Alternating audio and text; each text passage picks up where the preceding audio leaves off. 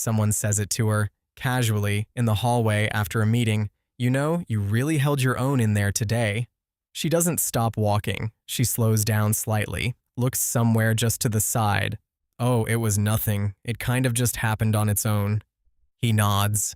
Something in his face closes. The conversation ends. That takes 3 seconds. She's already forgotten about it. Or maybe it's a different moment. Someone sends you something warm, real, not polite. You read it, then read it again. You type thanks and delete it. You type something longer, something that explains why it isn't quite right. You send that instead. The words didn't land. You didn't let them. If either of those moments feels familiar, this video is about you. Because this isn't modesty. Modesty is when a word lands and you just don't make a whole thing of it. What's happening here is different. The word doesn't land at all. It bounces back before you've decided anything. Before you even noticed you were deciding. And it's not a character flaw, it's a reflex. Reflexes don't come from nowhere. They form where they were once needed. When someone says something good about you, your brain runs a quick comparison. What's being said on the outside gets measured against how you see yourself on the inside. If those two images don't match, there's a quiet short circuit. Not because the compliment is wrong, but because your mind protects its stable picture of you. Even if that picture undersells you, the brain prefers predictability, even the painful kind. Familiar feels safe. If you accept it, you start to believe it. And if it's wrong, it hurts more than not taking it at all. Sometimes you try. You just nod. Say thanks. Don't explain. But something lingers.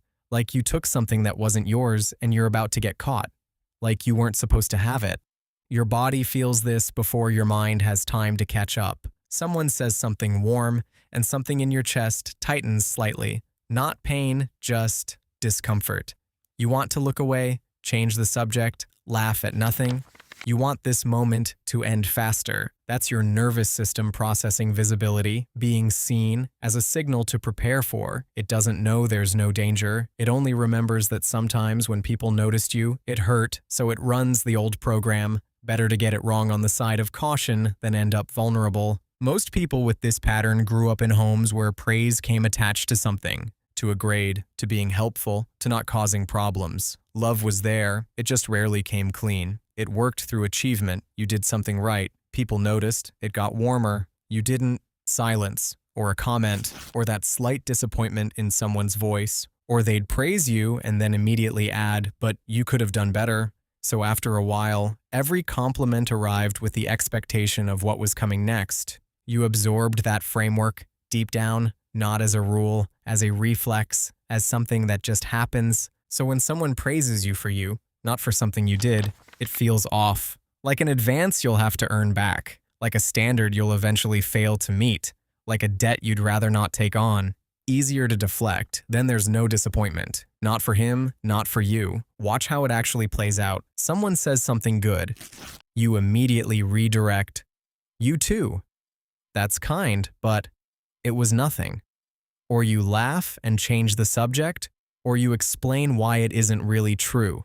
You deflect, and the other person is left feeling like they said something awkward. Because without meaning to, you're rejecting their version of you. You're saying, your read on me is wrong. That's not cruel, but it does hurt for them. When you deflect a compliment, you're not just protecting yourself from raised expectations, you're protecting your self-image from outside influence. To accept is to let someone change how you see yourself, even in a better direction, and that's a loss of control. Suddenly, you're dependent on someone else's view of you, and you've spent a long time depending only on your own. Your brain resists exactly that, not the kindness, but the right of someone else to rewrite your internal picture without permission. You manage who you are in your own eyes. You don't give anyone the right to see you differently, even more generously than you see yourself. Here's what it looks like from the outside. The person who keeps complimenting you, they go quiet over time, not because they stopped noticing, because they understood. Nothing lands. Every time, not really. You're being too kind. I was just doing my job. And after a while, they stop trying. Not out of hurt. Just, why keep going if it always bounces back? And you end up alone. Not because no one sees you, because you didn't let yourself be seen. That's one of the quietest ways to be lonely next to people. There's one more thing, something almost nobody names when they talk about this. Behind the deflection, it's often not a distrust of other people's words, it's a waiting for a different compliment, one that would hit the right place.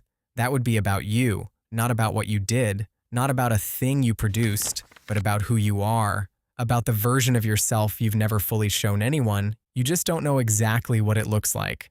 So you keep deflecting everything that comes in. It's not that, not precise enough. That's about the action, not about me. Sometimes you think, if someone said the right thing, the exact thing, you'd feel something different. Maybe you could just take it in. But the words you're waiting for, no one's ever said them, because you haven't shown them to anyone. That doesn't mean something's wrong with you. It means you want to be seen, but you haven't decided yet who you are when no one's watching.